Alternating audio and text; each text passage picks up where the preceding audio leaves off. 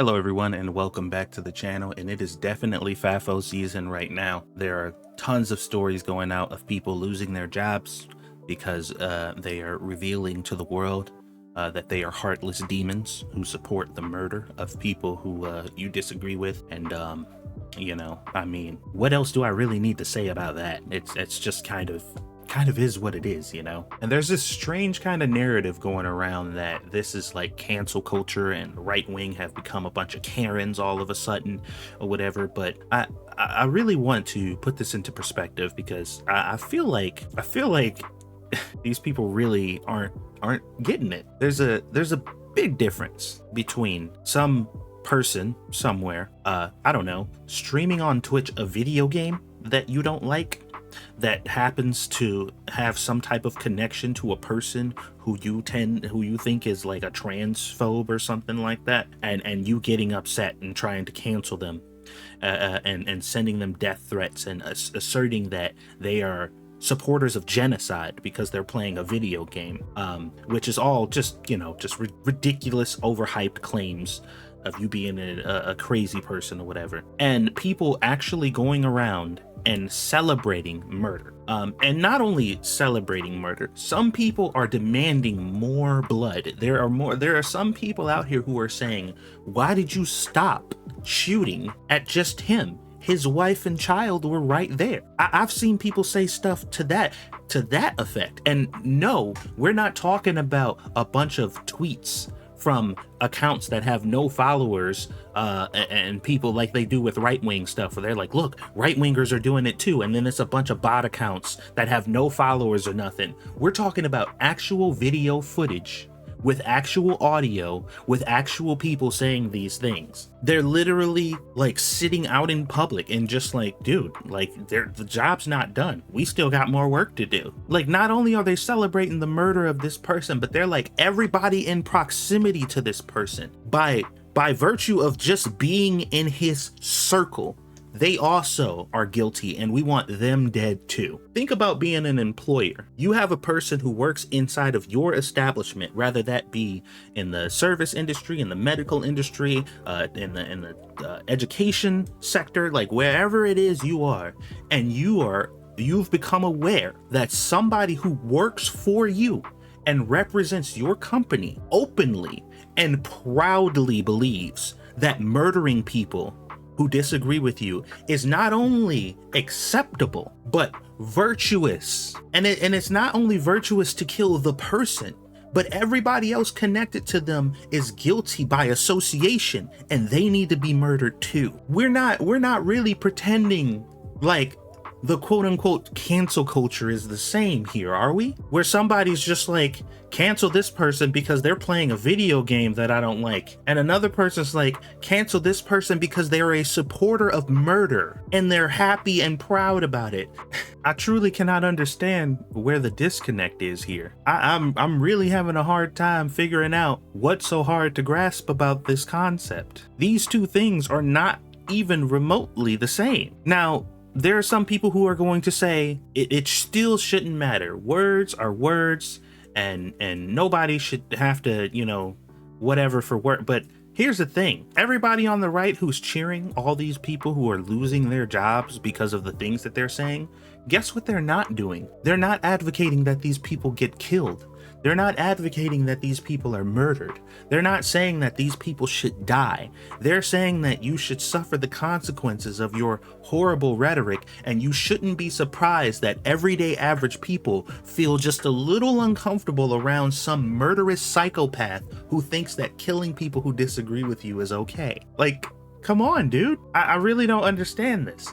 And these people really don't get that every time they open their mouths in public and say, hey, I agree with killing people you disagree with, what they're essentially saying is, hey, person who disagrees with me, it's completely free game for you to take my life. They don't get that. They don't understand the fact that when you are willing to sacrifice another person's rights and safety, that you are willfully giving up your own. Whenever you try to suppress somebody else's free speech, you are opening up the table for yours to be taken away. Whenever you want to sacrifice somebody else's safety and well-being, you are openly sacrificing your own. And I'm not saying that these people would be right to take advantage of that, to accept your invitation, because it is, in fact, an invitation. But I'm not saying that people should accept it either, because I would condemn anybody who kills anyone for their words, even if your words are as disgusting as you think that people should die who you disagree with. Because at the end of the day, those are just words. And if you were really about that shit, then you would be the one pulling the trigger. You have to be completely insane. These people are losing friends, they're losing their jobs, they're losing their livelihoods, they're losing family members, and they're just shocked. They're absolutely appalled. They're completely surprised. They're just like, oh my God, I cannot believe that I just had to block all of my friends. This is so unbelievable. I cannot believe this. Get this, guys. I just had to block all of my friends because I just found out that they are not supporters of murder. Can you believe that? Can you believe that? All these people, I let these people get into my circle. These people were close to me. They know my secrets and everything. And all this time, right now, I had to find out of nowhere that they don't support killing people you disagree with. I'm disgusted. I'm disgusted. And it's so terrible for me. I'm a victim right now. It's so horrible for me to have to come to terms with the fact that I've been befriending people who are not supporters of murder. I'm deeply hurt, guys. You see these tears? Woe is me. It's a terrible world that we live in. By the way, I'm the good guy. We're the good people. We are the arbiters and the pinnacle of empathy and support for literally everyone. The party of empathy, guys. But we're completely floored at the concept that the people around us, the everyday people around us, are just not for murder. You can't make this shit up, dude. You can't make it up. And isn't that crazy? Here's the thing. It is crazy to me to see a person pull out a gun and shoot another person in the head and take their life. And then that same person is just like, hey, what you need to be concerned about, what you need to be worried about is not me blowing this person's fucking head off. What you should be concerned about is what the real evil people are gonna do in response to me doing this. That's the real threat. That's where the real danger is. It's not me, the person who killed this person and advocates for killing anybody who disagrees with me. You need to be worried about the people who are going to respond to this action and mindset, because that's the real danger. And that's what we've been trying to warn you guys about this whole time. We want you to see who the true evil is. And in order to show you who the true evil is, we're going to kill our political opponents indiscriminately, so that way you can see their reaction to our actions. And then now you'll know what the real threat has always been in the first place. And people are eating this shit up. It's fucking baffling to me. I cannot believe the timeline that we currently live in right now. It's insane. It's absolutely insane. But I really believe, I truly believe the people who are coming out saying that this is not a left versus right thing. This is a good versus evil thing. And truth be told, a lot of evil people seem to be congregating on one side significantly more than the other.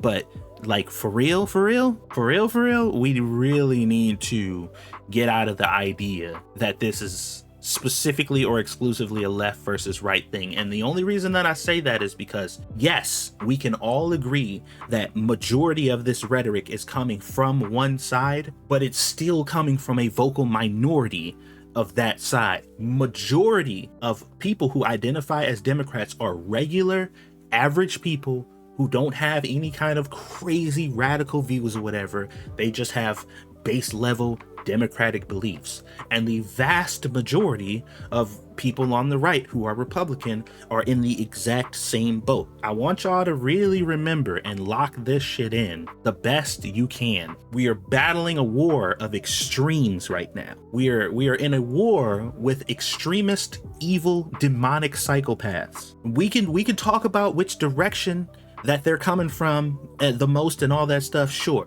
Obviously, we got eyes, we have observation skills, we can look around and see where the bulk of these people are coming from. But the vast majority of people on both the left and the right, man. They're just normal people. They're just normal people. And that's where these reactions are coming from. You got to remember that these people are losing their jobs because the normal people who do not align politically and, you know, aren't, you know, in these extreme trenches, they just want to live their lives, man. And as much as I want to, and as much as I've actually stoked the division between the left and the right and stuff like that, man, honestly, I really, like, deep down, I really want to drive home the fact that we are dealing with extremist psychopaths who exist on both sides. And it's not like, oh, they're completely equal and they're exactly the same. That's not what I'm saying. I'm just saying that you need to be conscious at all times that it's not just some black and white situation where it's just like these people are good and these people are bad, because these type of label-based identity politics are the things that got us here in the first place. What we need to be focusing on is what people believe and what actions they take.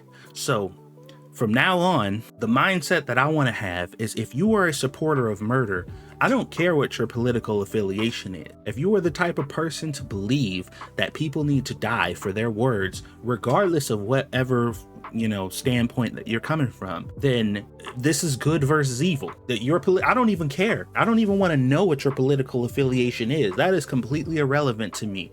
Me standing face to face with another human being who believes that another person should die for their political beliefs, I'm putting you in the evil camp. Period. Like, we need to get out of this, because I'm telling you, like, the reality of the situation is 90% of the people you're going to deal with on the other side that you think is solely responsible for whatever it is you think they're responsible for, 90% of those people have absolutely nothing to do with it. They want absolutely no part of it. They're just trying to live their lives just like you are. We are talking extremes right now. It is the extreme people versus the regular people. Like I said, you can still be mindful. You can still be mindful of where a bulk of this type of rhetoric is coming from, but you need to get out of the habit of generalizing entire groups of people and claiming that anybody who carries this label is just this, that, or the other. Like, it's not going to work. That's not going to get us to the place that Charlie Kirk wanted us to get to. It's just not going to do it. So I know it's enticing to do so. I know that I've been guilty of doing it over on Twitter and stuff like that, or whatever, or just insinuating or maybe specifying exactly where this stuff is coming from. But I want you guys to know that when I say that this is, you know, a leftist thing and this is what's going on the left, I mean that, you know, a lot of people who are doing this tend to be from that side, but never am I meaning to put out the idea that every Democrat is this way, that every leftist is this way. I'm just saying that they allow this rhetoric to fester and grow significantly more on that side than anywhere else. And that's totally fine. And I'm also not saying that it does not exist on the right, because there's plenty of people on the right now talking about we need to go to war, you know, there needs to be blood. All these people who are saying this stuff also need to die. Once again, these people go in the same trash bin. They are the same evil people.